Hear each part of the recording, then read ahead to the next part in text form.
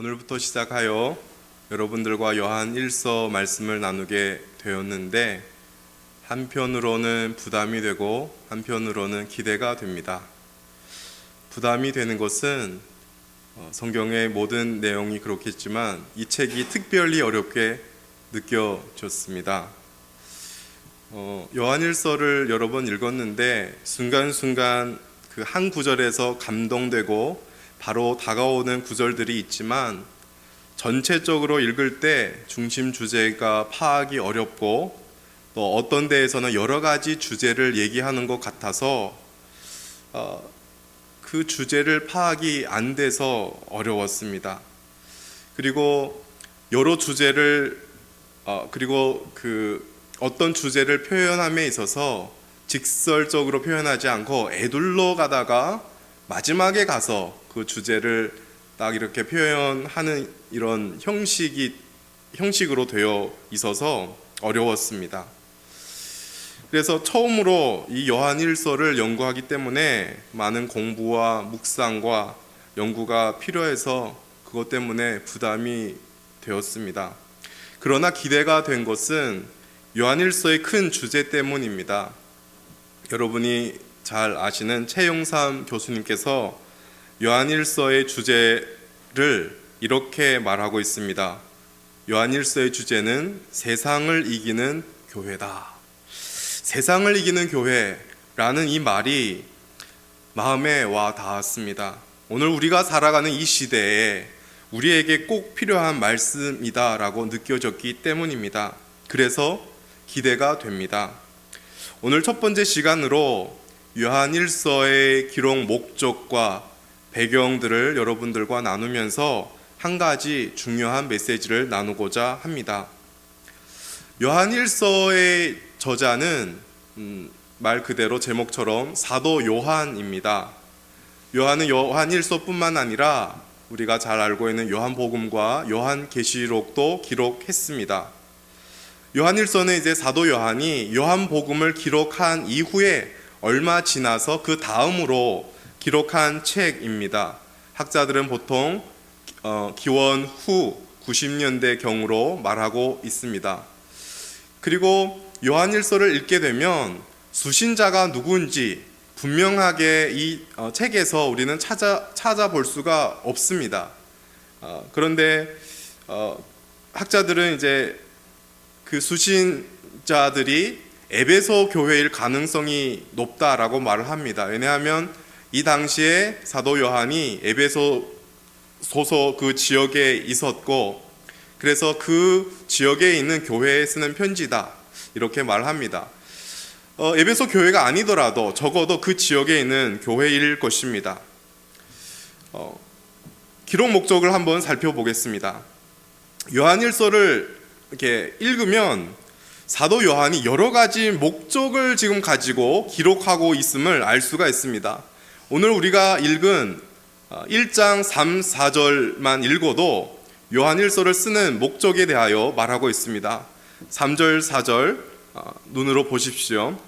우리가 보고 들은 바를 너희에게도 전함은 너희로 우리와 사귐이 있게 하려 함이니 우리의 사귐은 아버지와 그의 아들 예수 그리스도와 더불어 누림이라.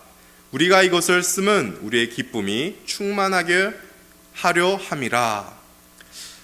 사도들과의 어떤 교제, 성도들과의 교제가 있게 하려 하는 것이고 그 교제 안에서 기쁨의 충만함을 누리게 하기 위함이다 이렇게 적고 있습니다. 그리고 요한 1서 5장 13절에는 보다 더 핵심적이고 본질적인 기록 목적이 나오는데요. 이거 우리 한번 찾아보겠습니다. 5장 13절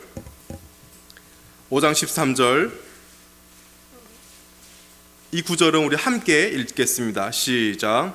내가 하나님의 아들의 이름을 믿는 너희에게 이것을 쓰는 것은 너희로 하여금 너희에게 영생이 있음을 알게 하려 함이라. 한마디로 내가 이 편지를 쓰는 목적은 너희 안에 영생이 있다는 것을 알게 하기 위함이다 그 말이지요. 여기서 우리는 잠깐 요한 1서 기록 전에 요한복음을 기록한 목적을 살펴보는 것이 유익이 됩니다. 요한복음을 기록한 목적과 이 요한일서를 기록하는 이 목적 간의 연관성이 있기 때문입니다. 요한복음의 기록 목적은 이제 요한복음 마지막 장 20장 제일 마지막 부분 30절과 31절에 나옵니다. 여러분에게 읽어드리겠습니다. 예수께서 제자들 앞에서 이 책에 기록되지 아니한 다른 표적도 많이 행하였으나 오직 이것을 기록함은 너희로 예수께서 하나님의 아들 그리스도이심을 믿게 하려 함이요 또 너희로 믿고 그 이름을 힘입어 생명을 얻게 하려 함이니라. 정리하면 요한복음을 쓴 목적은 사람들이 요한복음을 읽고 예수님이 하나님의 아들 그리스도라는 것을 믿고 생명을 얻게 하기 위한 것입니다. 즉 요한복음은 생명이 없는 멸망하는 자들이 예수를 믿어서 그 생명을 얻게 하는 것입니다. 그러나 요한일서는 이미 생명을 얻은 자들이 그들 안에 생명이 있다는 것을 다시 확인하라는 데 있습니다. 그리고 나아가서 생명을 가진 자들이 사귐을 갖게 되고 그 사귐 속에는 충만한 기쁨이 있고 그 기쁨을 누리게 하기 위함입니다. 여기서 우리는 자연스럽게 요한일서의 수신자에 대하여 확실하게 알 수 있는 한 가지 내용이 있습니다. 바로 요한일서의 수신자는 이미 예수 그리스도를 믿어서 영생을 가진 자들이라는 사실입니다. 그렇다면 요한일서의 수신자들의 상태도 우리는 어느 정도 가늠이 됩니다. 저들은 영생을 얻었지만 영생이 있는지 모르는 상태, 혹은 영생을 가졌지만 그 사실이 희미해져 있는 상태입니다. 그렇다면 왜 이런 문제가 생겼을까요? 이 요한일서를 받는 이 교회에는 도대체 어떤 문제들이 있는 것일까요? 그 문제를 파악하는 것이 중요합니다. 수신자의 교회에는 여러 가지 문제들이 생겨났습니다. 아까 시작할 때 말씀드렸습니다. 이 서신이 기록한 시기가 기원 90년대라고 말씀을 드렸습니다. 그때는 예수님이 죽고 부활한 지가 이미 60년이 지났을 때입니다. 그리고 예수님에 대하여 보고 듣고 증거했던 사도들이 거의 다 이 세상을 떠났습니다. 아마 사도 요한이 유일한 사도로 남아 있을 때이지요. 그리고 그 사도들을 통하여 복음을 들었던 1세대, 2세대들도 이 세상을 떠나서 2세와 3세들이 교회의 주류를 이루고 있었습니다. 이 2세, 3세들은 시간이 이렇게 지나면서 이들은 복음에 대한 인식이, 이해가 희미해졌고 뜨거움이 사라졌습니다. 게다가 세상이라는 큰 유혹 앞에서 저들이 무기력한 상태입니다. 세상을 이기기는커녕 세상의 유혹 앞에 늘 넘어져 있는 모습입니다. 그래서 요한은 요한일서를 쓰면서 이 부분에 대하여 계속 강조를 하고 있습니다. 요한일서 2장 15절 16절에 이렇게 말합니다. 이 세상이나 세상에 있는 것들을 사랑하지 말라.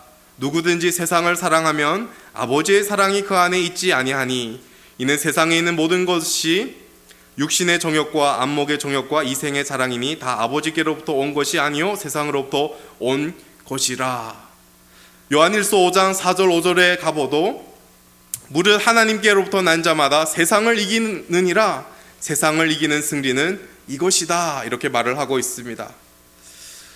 영생을 가진 자들이지만 세상의 유혹 앞에서 무기력해져 있습니다. 옥하는 목사님은 이런 상태를 가리켜서 영적 침체라고 말하고 있습니다. 이뿐만 아니라 수신자 교회 안에는 복음에 대한 잘못한 이해를 가지고 있는 거짓 교사들이 있습니다. 요한일서에서 저들을 가리켜 적그리스도, 거짓말쟁이, 거짓 선지자들, 속이는 자 이렇게 말하고 있습니다. 요한일서 4장 2절 3절에 가보면 저들의 교훈은 뭐냐면 예수 그리스도께서 인간의 몸을 입고 왔다는 것을 부인합니다. 예수님이 사람이라는 것을 부인합니다. 나아가서 그 예수님이 십자가에 진짜 죽었다는 것을 부인합니다.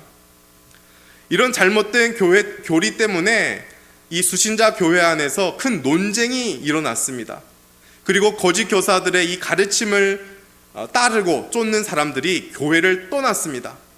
한마디로 교회 안에 분리가 일어난 것입니다. 여러분, 교회가 분리되면, 그 당시도 그렇고 오늘날도 그렇지만 교회가 분리되면 모든 사람들이 아픔을 겪고 있지요. 누가 맞냐 틀리냐를 떠나서 교회를 떠나는 자들도 아픔을 감수해야 되고, 교회를 남아있는 자들도 그 아픔은 동일합니다.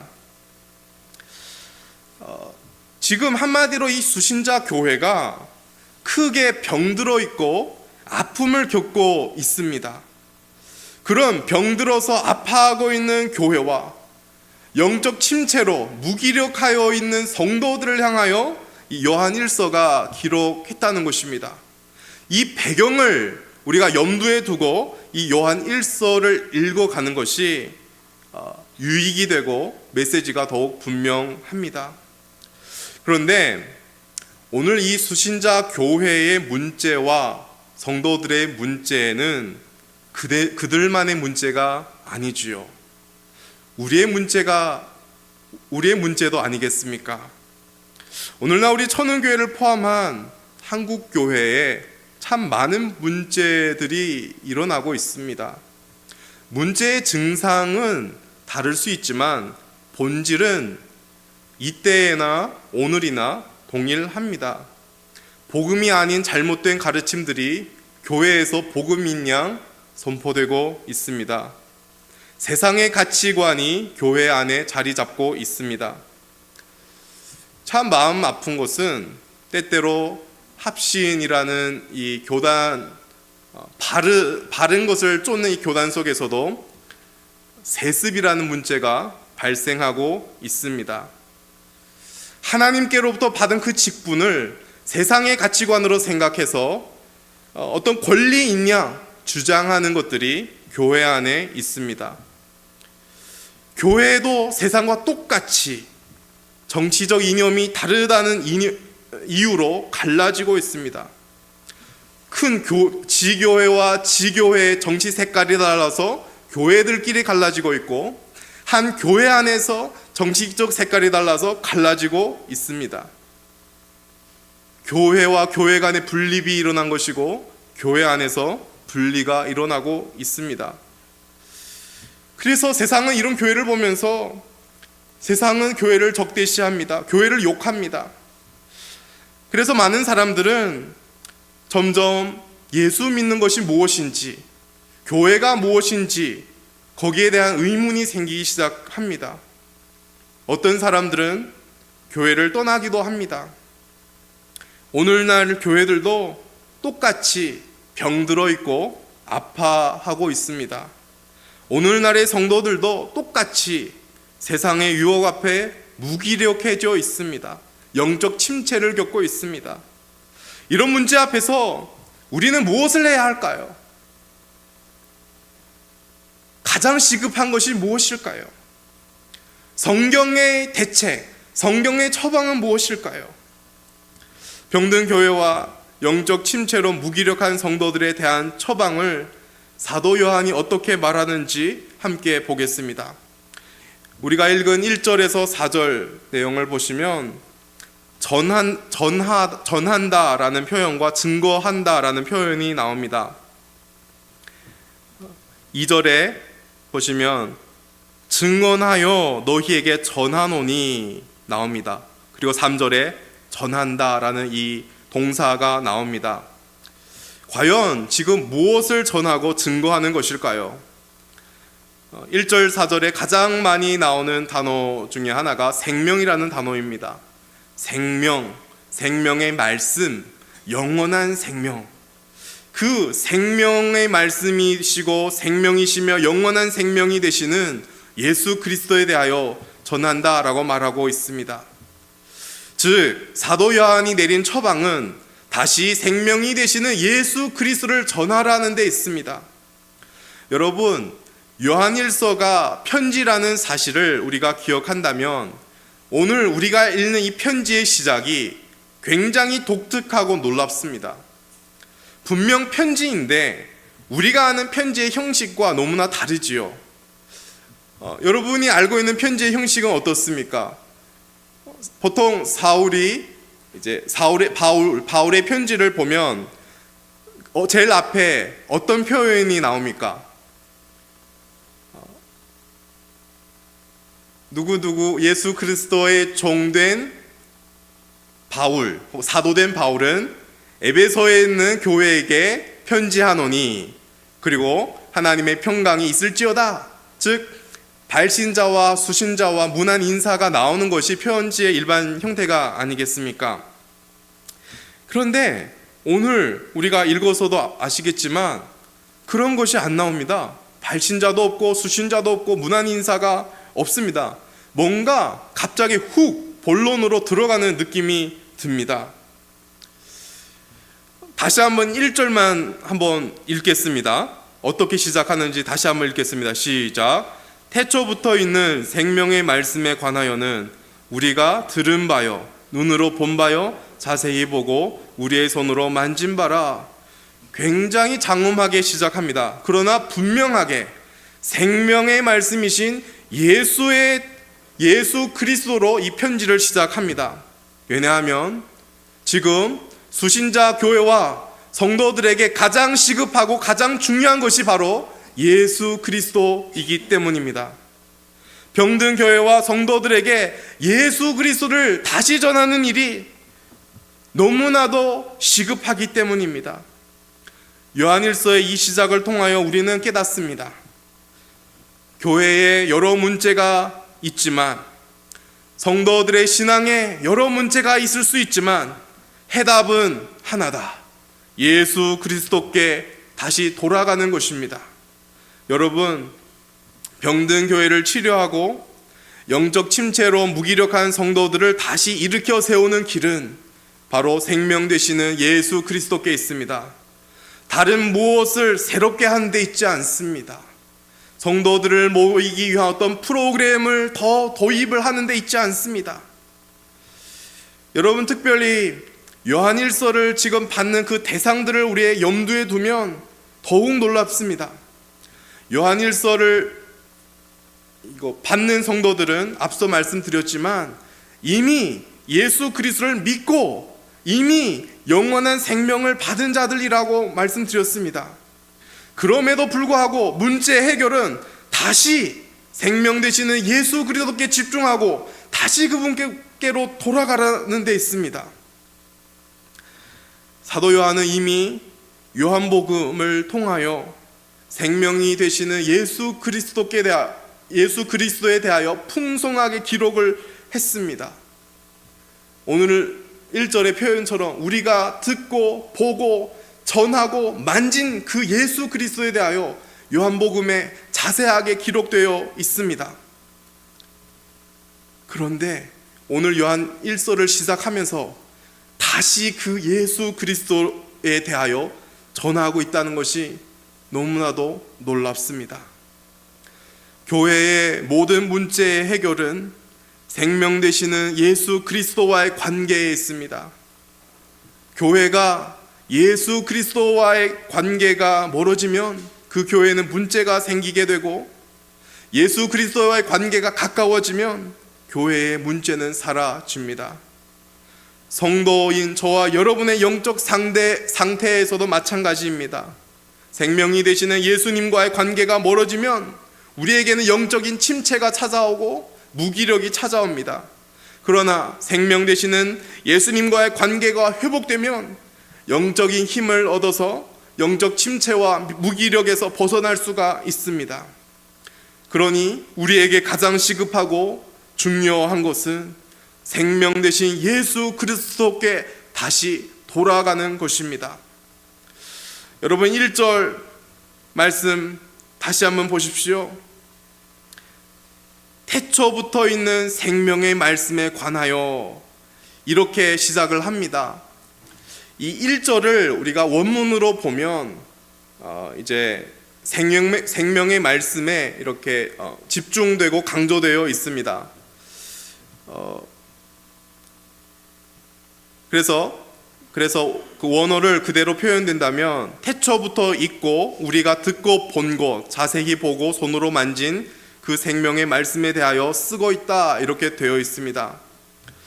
요한복음 1장의 시작에서도 보시면 이 생명과 말씀이라는 단어가 나옵니다. 그리고 그 말씀이 바로 하나님이신데 태초부터 하나님과 함께 하셨다라고 되어 있습니다.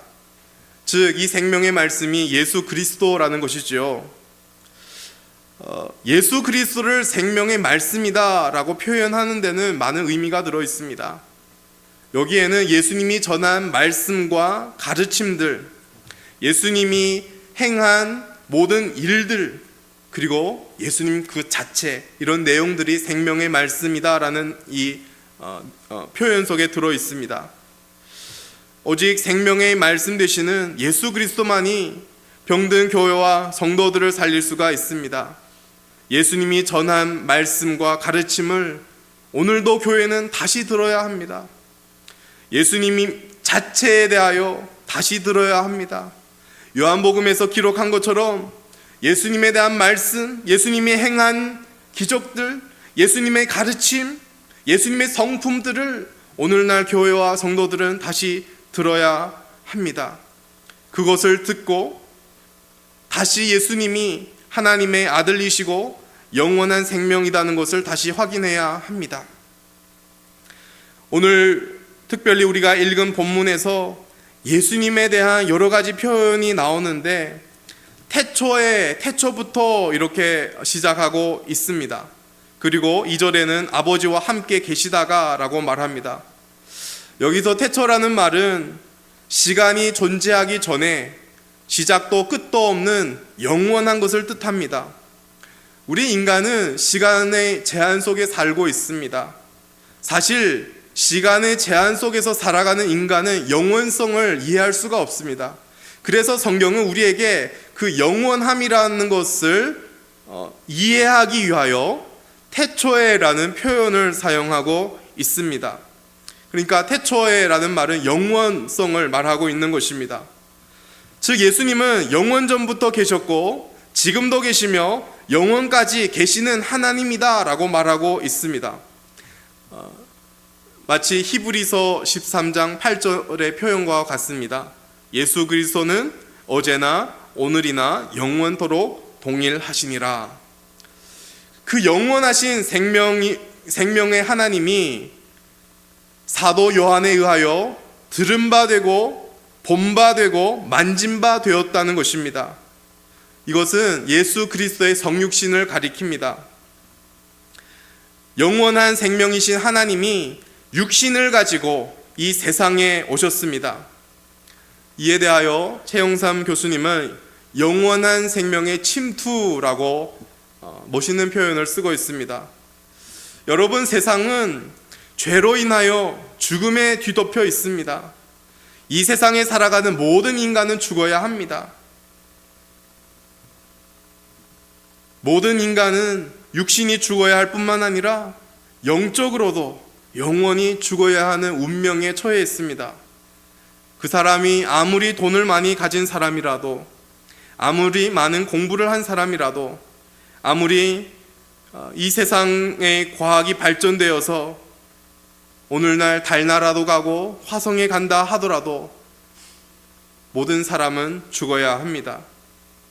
AI가 이처럼 발전한 시대지만 죽음이라는 문제는 해결할 수가 없습니다. 그런데 그렇게 죽음에 뒤덮인 세상 속으로 생명이 오셨습니다. 그분은 영원한 생명으로서 영원 전에도 계셨고 영원까지 계시는 분이십니다. 그런 영원하신 분이 시 공간의 제한이 있는 곳으로 오셨습니다. 하나님이 육신을 가지고 오셨습니다. 동정녀 마리아를 통하여 육신을 입고 이 세상에 태어났습니다. 생명이 태어났습니다. 왜 태어났을까요? 왜 오셨을까요? 인간을 죄악에서 건져 주시고 영원한 생명을 주시기 위하여 오셨습니다. 마치 예수라는 이름처럼 자기 백성을 그들의 죄에서 구원하시려고 영원한 생명이 오신 것입니다.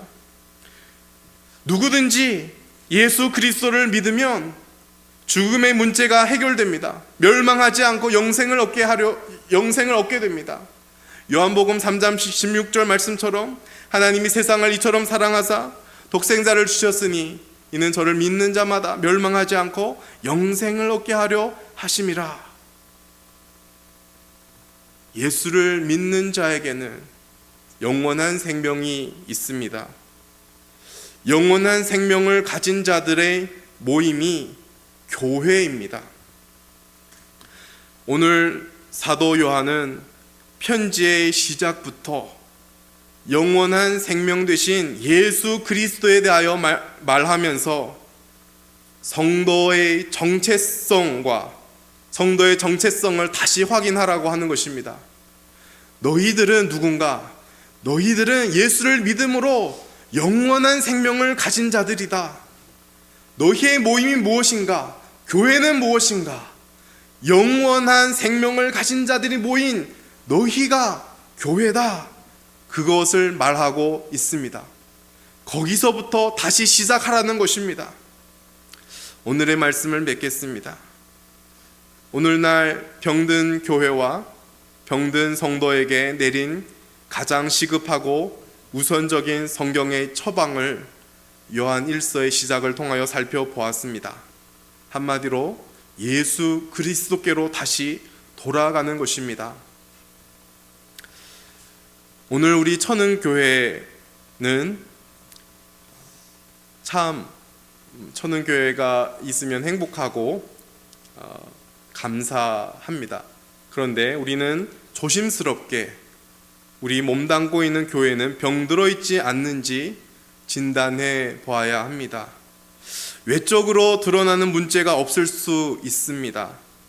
그러나 과연 성도의 사귐이 있고 거기서 오는 기쁨의 충만함을 교회 공동체를 통하여 누리고 있는지 우리는 살펴보아야 합니다.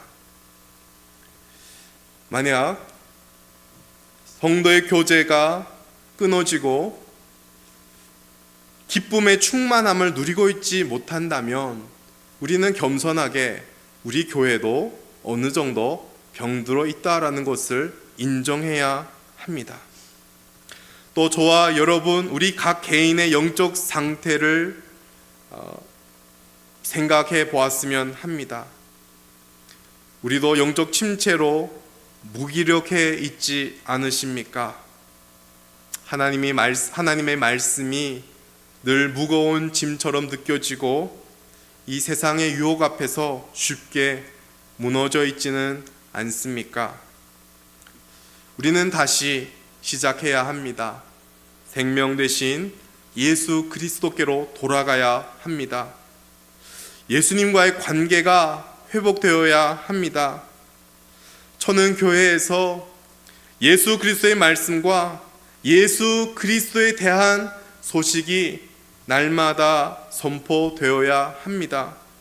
우리는 날마다 예수 그리스도가 어떤 분이신지 알아가려고 힘쓰고 애쓰고 우선적으로 여겨야 합니다. 여러분, 예수 그리스도께로 돌아가는 길이 살 길입니다. 생명 되신 예수 그리스도를 알아가는 길이 회복의 길입니다. 제가 정장을 입으면 단추가 있어서 단추를 매는데 새벽 기도에 나올 때 가끔 어두컴컴한 데서 단추를 꿰맵니다. 단추를 이렇게 맞춥니다. 그러다가 첫 번째 단추가 두 번째 구멍에 들어갈 때가 있습니다. 첫 번째 단추가 잘못되면 모든 것이 잘못되는 것처럼 우리가 예수님과의 관계가 잘못되면 우리 삶의 모든 질서가 무너집니다.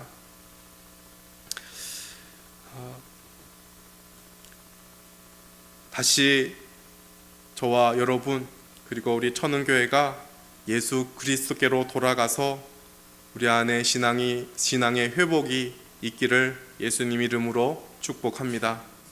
우리 이 시간 함께